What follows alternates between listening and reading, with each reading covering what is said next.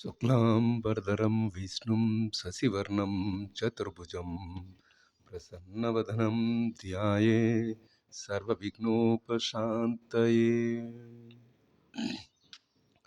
గణనాథ, నీ దివ్య ఆశీస్సులతో నిరాటంకంగా దిగ్విజయముగా మొదటి 17 అధ్యాయాలు వాటి యొక్క తాత్పర్యము తెలుగు ఇంగ్లీష్లో చదువుకోవడం జరిగింది. ఈనాటి వీడియోలో మొదటి 10 శ్లోకాలు 18వ అధ్యాయం మోక్ష సన్యాస యోగం, the yoga of liberation through renunciation. ఈ అధ్యాయంలో మనం మొదటి 10 శ్లోకాలు వాటి యొక్క తాత్పర్యం తెలుగు ఇంగ్లీష్లోనే చదువుకుందాం. ముందుగా భగవద్గీత 18వ అధ్యాయంలోని మొదటి శ్లోకం. అర్జునోవాచ సన్యాసస్య మహాబాహో తత్వమిచ్ఛామి వేదుతం త్యాగస్య చ హృషీకేశ పృథక్ కేశీనిషూదన. ఈ పరిసమాప్తి సన్యాసి యోగం యొక్క పరిపూర్ణత్వంలోని 18వ అధ్యాయంలో మొదటి శ్లోకం అర్జునుడు చెప్పిన మాట, ఓ మహాబాహో, ఓ కేసి సంహారి, ఓ ఋషికేశ, త్యాగము మరియు సన్యాస జీవనము యొక్క ఉద్దేశమును నేను ఎరుగుదల్చితిని అని అర్జునుడు కృష్ణుడితో పలికిన విధానాన్ని మనం ఈ శ్లోకం ద్వారా వాటి యొక్క తాత్పర్యాన్ని మనం తెలుసుకోవచ్చును.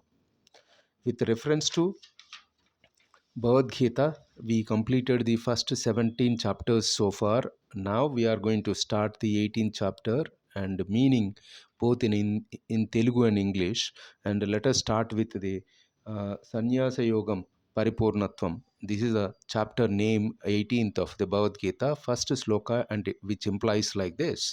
Arjuna said, O mighty armed one, I desire to know the truth nature of the sannyasa, renunciation, and tyaga, abandonment, and the difference between them, ho Hrishikesa, slayer of the Keshi demon. This was the meaning we can understand from the 18th chapter, sloka 1. తదుపరి మనం రెండో శ్లోకం వాటి యొక్క తాత్పర్యం ఈ విధంగా మనం చదువుకుందాం. భగవాను వాచ, ఏదైతే అర్జునుడు పలికిన మాటని మొదటి శ్లోకంగా మనం చదువుకున్నాం, దానికి కొనసాగింపుగా రెండో శ్లోకంలో భగవానుడు ఏ విధంగా దానికి బదులిచ్చాడు అని. కామ్యానాం కర్మణాం న్యాసం సన్నస్యం కవయో విదుః సర్వకర్మఫలత్యాగం ప్రాహుస్యాగం విచక్షణాం. ఈ రెండో శ్లోకం యొక్క తాత్పర్యం ఏంటంటే, కృష్ణుడు ఏ విధంగా పలికాడంటే, భౌతిక వాంఛతో కూడిన సమస్త కర్మలను త్యజించుటచే సన్యాసునిమని విజ్ఞులు పలుకగా సమస్త కర్మల ఫలములను వినుటచే త్యాగమని బుద్ధిమంతులు పలుకుదురు అని మనం ఈ రెండో శ్లోకం యొక్క తాత్పర్యాన్ని మనం 18వ అధ్యాయం పరిసమాప్తి సన్యాసం యొక్క పరిపూర్ణత్వం అనే ఈ అధ్యాయంలో రెండో శ్లోకం యొక్క తాత్పర్యాన్ని ఈ విధంగా మనం చదువుకోవచ్చును. Let us see that the second sloka, what it implies that. The meaning conveys like this. The blessed Lord said, the sages understand sannyasa to be the renunciation of actions performed for the sake of desire. The wise declare that tyaga is the renunciation of the fruits of all actions. This was the meaning we can take it from the second sloka of the chapter 18. తదుపరి మనం మూడో శ్లోకం దాని యొక్క తాత్పర్యం ఈ విధంగా చదువుకుందాం. ముందుగా ద శ్లోకం. త్యాజ్యం దోషవద్దిత్యేకే కర్మ ప్రహుర్మనిషీనః యజ్ఞాదాన తపః కర్మ న త్యాజ్యమితి చాపరే. ఈ మూడో శ్లోకం యొక్క తాత్పర్యం ఏంటంటే, సమస్త కర్మలు దోషముల వలె త్యాజ్యములను అని కొందరు విద్వాంసులు పలుకుచుందురు. అయినను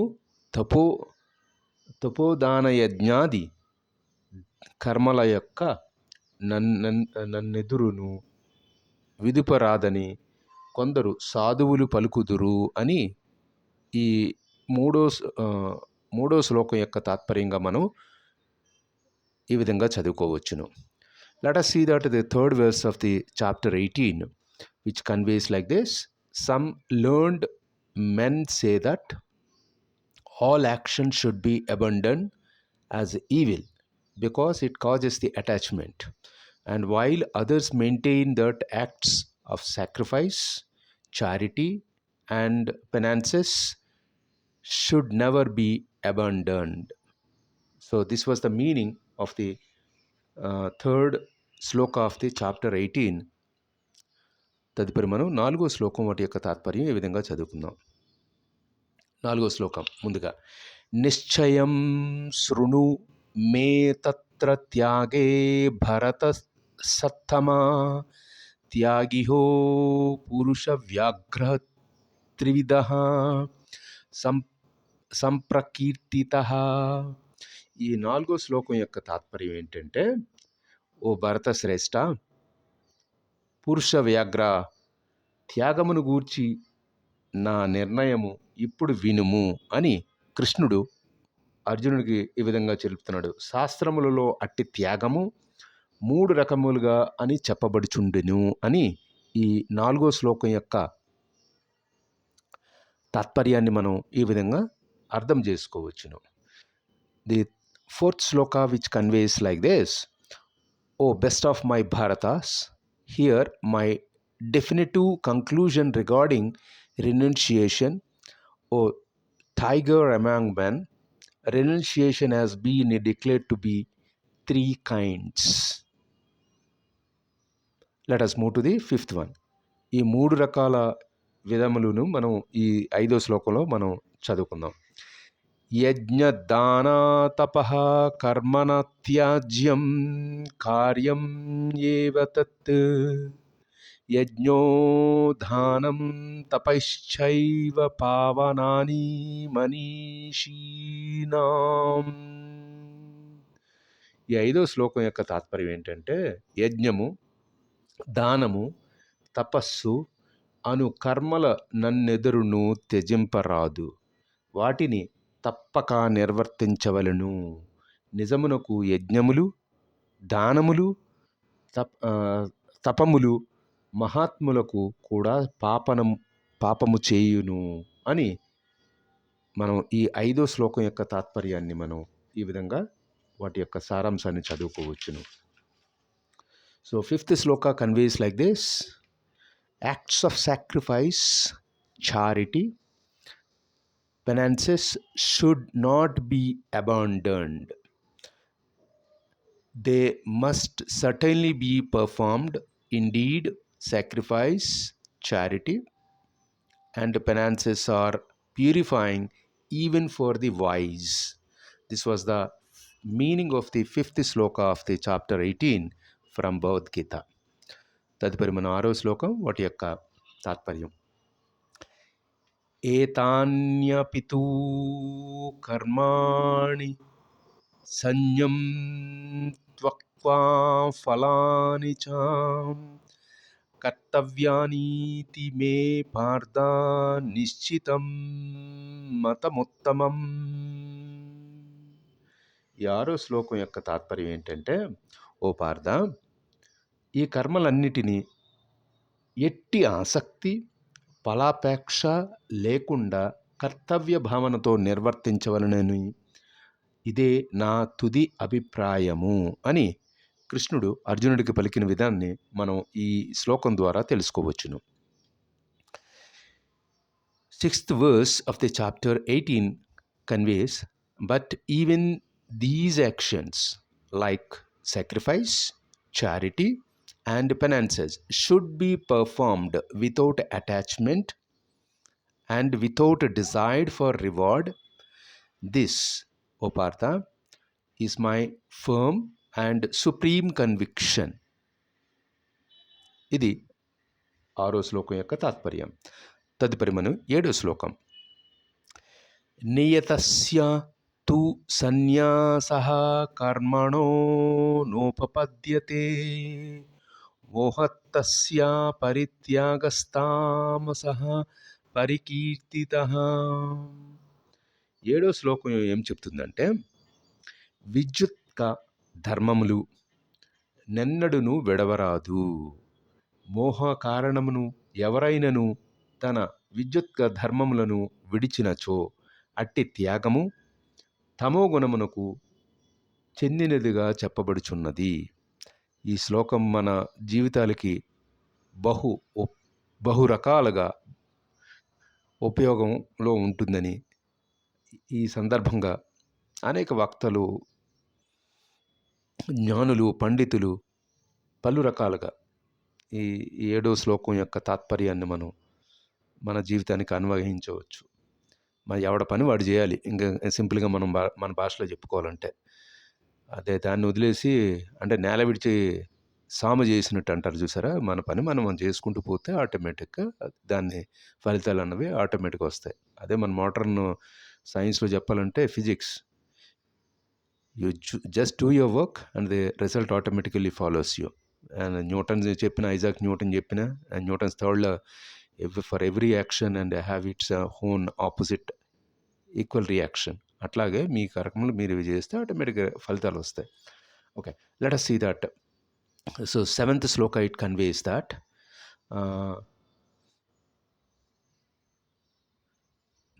so the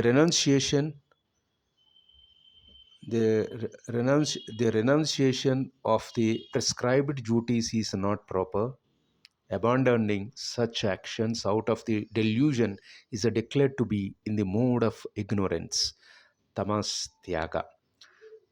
This is a useful sloka, and it is practically we can apply these things into our day-to-day life, which gives the lot of sense to understand, lot of sense to implement in terms of the hands-on activity, real world scenarios. This is what we need to take it from this sloka 7 from the chapter 18. Let us move to the 8th sloka. 8వ శ్లోకం ఏం చెప్తుందంటే, దుఃఖమిత్యేవ యత్కర్మ కాయక్లేశా భయాత్యత్యాజ్యేత్ సకృత్వా రాజసం త్యాగం నైవ త్యాగఫలం లభేత్. చాలా మనం దూరదృష్టితో కూడా ఆలోచించుకోవాలి. మనం ముందు వెనక చూద్దాం. దాని అర్థం చూద్దాం. దుఃఖకరములు అని గాని దేహమునకు అసౌకర్యము కలుగును. భయముతో గాని ఎవరైనను విద్యుత్ ధర్మములను త్యజించినచో అతడు దానిని రజోగుణమును త్యాగము చేసిన వాడగును. అట్టి కార్యములెన్నడును త్యాగములో ఉన్నతి స్థితిని కలిగింపదు. Yes, we need to understand. Okay, now meaning of the 8th sloka conveys like this: he who abandons duties because they are difficult or out of fear, physical discomfort, performs renunciation in the mood of passion, rajasa tyaga. He does not gain the spiritual fruit of renunciation. It is a really sensible and which we can apply. Maybe I don't know how far you understood about this into our day-to-day life. Maybe it's a person to person varies, but it could be really sensible and which we can understand in a practicality. Sometimes we need to consider this our maturity level as well. It is youngsters we cannot expect because of the life cycle influence of the neighborhood surroundings also matters a lot. తదుపరి మనం 9వ శ్లోకం. కార్యమిత్యేవ యత్కర్మ నియతం క్రియతే అర్జున సంయం త్వక్వా ఫలం చైవ సా త్యాగః సాత్వికో మతః. ఈ 9వ శ్లోకం ఏం చెప్తుందంటే, ఓ అర్జున, తన స్వధర్మమును తప్పక నిర్వర్తించవలసి ఉన్నందునే దానిని నిర్వర్తిస్తూ ఒకరు సమస్త భౌతిక సాంగత్యమును మరియు సర్వఫలాసక్తిని త్యజించినప్పుడు అతని త్యాగము సాత్వికము అనబడును. So which we can understand the deeper meaning of this one from the 9th sloka of the chapter 18 conveys like this: when prescribed duty is performed simply because it ought to be done, O Arjuna, abandon attachment, the fruit, that renunciation considered to be in the mode of goodness, satvika tyaga. This was the meaning which we can understand from the 9th sloka of the chapter 18 of the Bhagavad Gita. మనం చివరగా ఈ వీడియోలో మనం చదువుకోబోతున్న 10వ శ్లోకం. నద్వేష్ట్వా కులసం కర్మ కుశలే నానుషజ్యతే త్యాగీ సత్వ సమావిష్ణో మేధావి చిన్న సంశయ. మనం 10వ శ్లోకం యొక్క అర్థాన్ని ఏమిటంటే ఈ విధంగా చదువుకోవచ్చు. అశుభ కర్మల పట్ల ద్వేషము కానీ, శుభకర్మల పట్ల ఆసక్తి కానీ లేనట్టి నత్వ గుణస్థితుడు మేధావి అయిన త్యాగికి కర్మ విషయములో ఎట్టి సందేహము ఉండవు అని మనం ఈ 10వ శ్లోకం ద్వారా మన అర్థాన్ని మనం తెలుసుకోవచ్చును. Let us see that the last sloka of this particular video and the sloka 10 from the chapter 18, which conveys like this: the wise renouncier who is situated in the mode of goodness, whose doubts are dispelled, neither hates disagreeable work nor is attached to the agreeable work. So this was the meaning. So first 10 slokas which conveys like this, and which we can understand the importance of the last chapter of the Bhagavad Gita. The title is Moksha Sannyasa Yoga, the yoga of the liberation through the renunciation. Arjuna asked to Krishna to clarify the difference between the sannyasa, is a monastic renunciation, and a tyaga, renunciation of the fruits of action. Here the first 10 slokas we read and what it's conveys by sloka and we understood. ఈ మొదటి 10 శ్లోకాల యొక్క తాత్పర్యాన్ని మనం చక్కగా చదువుకున్నాం. వాటి యొక్క తాత్పర్య ఫలితాలు ఇంగ్లీష్లోని తెలుగులోను కూడా చదువుకోవడం జరిగింది. ఈ వీడియోని ఇంతటితో మనం ముగించుకుని తదుపరి శ్లోకాలు మరికొన్ని తదుపరి వీడియోలో చదువుకుందాం. సర్వే జనా సుఖినో భవంతు, సమస్త సమ్మంగళాని తంతు, అసతో మా సద్గమయ, తమసో మా జ్యోతిర్గమయ, మృత్యోర్మా అమృతంగమయ.